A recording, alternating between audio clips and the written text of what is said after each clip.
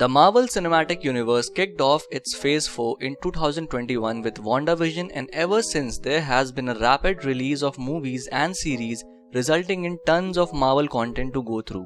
Honestly, WandaVision was a really great start, accompanied with Falcon and the Winter Soldier and Loki, but things seems to go downhill for Marvel after that.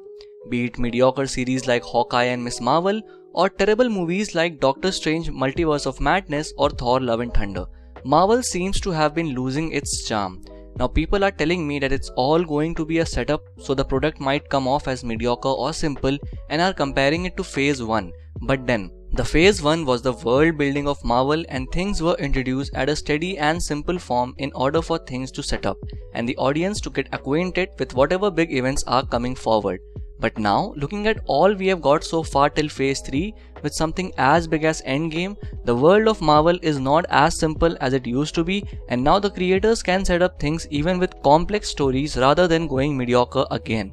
Because now, the audience know what they are signing up for, they are exposed to the world of Marvel, and now can easily digest complex plots and setups.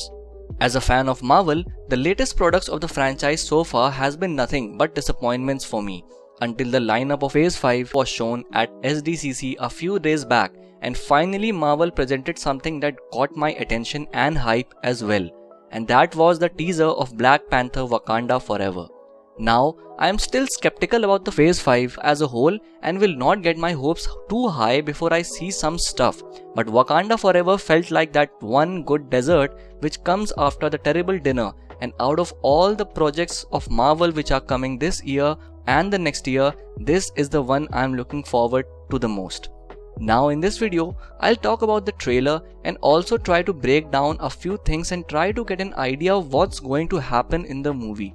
And before we start, I would like to point out that whatever I say in this video is based on what I observed from the teaser, and I am not confirming anything about the movie as a whole. What we know so far. The loss of Chadwick Boseman was something we all felt. The way Chadwick Boseman possessed the body language and charm for playing T'Challa on screen was commendable.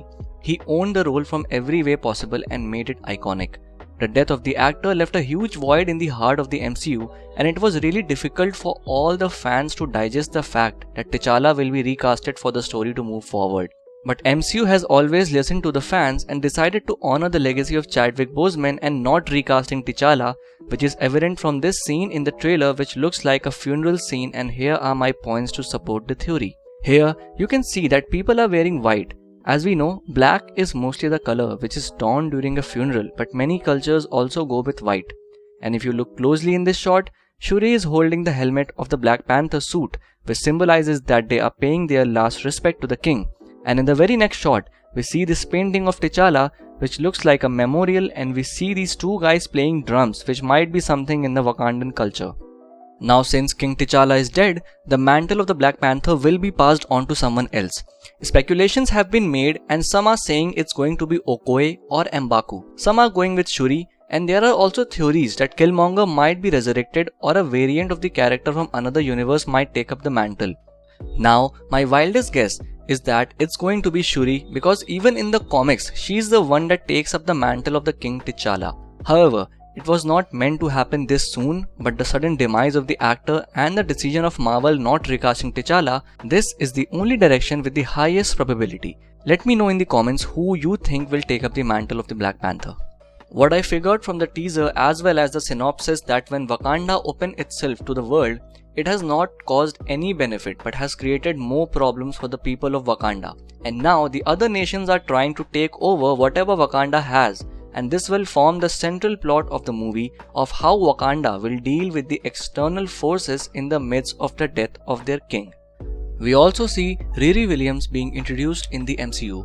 Riri Williams in the comics is Ironheart, who takes up the mantle of Iron Man, and honestly this scene hits me right in the feels of how they created parallels with the scene when Tony was building his first armor, clearly indicating that she is the successor of Iron Man, and I can't wait how MCU deals with Ironheart in the movies. And amongst all this, we also got our first look at Namor the Submariner in the MCU, and honestly he was one of the best part of the teaser. For those who don't know, Namor is the first mutant in the Marvel comics. born as the son of a human sea captain and the princess of the mythical kingdom of Atlantis. Seems way too similar to Aquaman, right?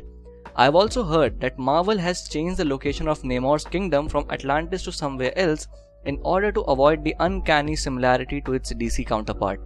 Let's see if the presentation of the character can achieve that or not. More shots from the trailer clearly indicate that Namor will be going for a war against Wakanda, which raises the stakes even more because Wakanda has been facing the threats from the land but now has an enemy from the sea also. Breaking the Marvel trope. Now the one thing that I absolutely loved about the teaser, that it seems to break the regular approach Marvel has towards its movies, inserting a joke every 10 minutes and ruining key scenes. I mean, don't get me wrong, but keeping things light-hearted is good, but if it starts tampering with the overall tone of the movie or what a particular scene should supposed to feel like, it starts to feel forced. I still cannot get over the fact that a horrific moment like Ragnarok was ruined by a joke, which the character Korg makes while Asgard is getting demolished. This is the moment where Taika Waititi should have stopped, but he made a nightmarish and serious moment a complete joke. Even the first installment of Black Panther had the right pinch of comical moments, which didn't feel overdone or forced, and Wakanda Forever seems to carry on with that. During the whole teaser, you feel absolute chaos and darkness which is surrounding the nation of Wakanda. You can feel the loss of the people of Wakanda are going through. You can see the stakes getting higher every minute. You can feel the depth of each and every character, and movie seems to focus on every element rather than being one-dimensional one-time watch entertainer. Which brings me to my next point. The complexity of characters and the plot. Gone are the days when superhero movies were meant to be, in the words of Martin Scorsese, theme parks. Light-hearted tone, ideally unrealistically good characters, simple plot, no character development and one-dimensional villain. There are many examples to support this statement and The Boys is the prime one. It's time even superhero movies require the same makeover as any other movies, with complex characters, complex plots, multi-layered villains, with proper backstories and motives. All these are the reasons that Black Panther Wakanda Forever teaser had me intrigued.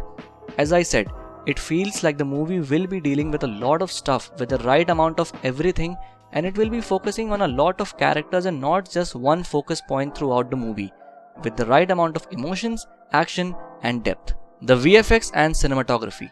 There's only one thing that I can say about the VFX is that it has been tremendously improved since the first Black Panther and the shots look amazing. The camera work is beautiful and I love how each and every shot tells a story in itself without any dialogues required, and that is a sign of good cinematography. Now before ending the video, I would like to give a really unpopular opinion that Marvel fans might hate me for. But let me tell you, this opinion is coming from a Marvel fan himself, and that is that T'Challa should have been recasted.